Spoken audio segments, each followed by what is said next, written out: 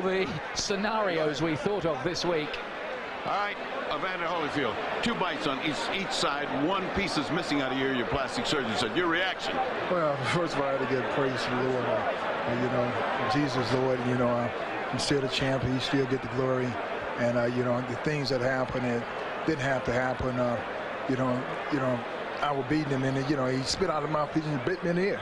Is that the act of a crazed man? Because to beat you twice, I mean, to bite you twice is a little crazy. Well, you know, the whole thing is that, you know, in the first one, you know, my corner, you know, told me to just keep cool. And, I thought about that, you know, a distraction would happen, and his prophets told me to, you know, just breathe deep and just concentrate on Jesus. Then I went back out there again, and I caught him with good shots, and he bit my ear on purpose again.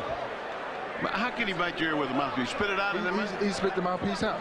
He spit the mouthpiece out and bit me on the ear. For the last time, you know, the whole thing is that, you know, really, the only chance that he thought he could is just to go. My whole thing is that, you know, the whole thing is my ear bleeding, and this guy continued to foul.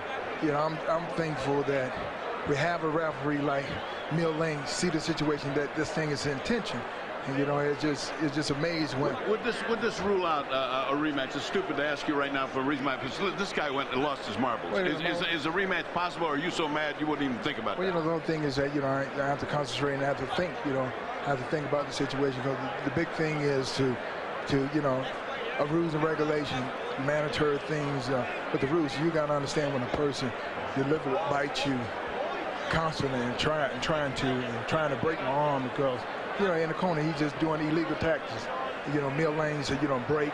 You know, the whole thing is that they're just easy.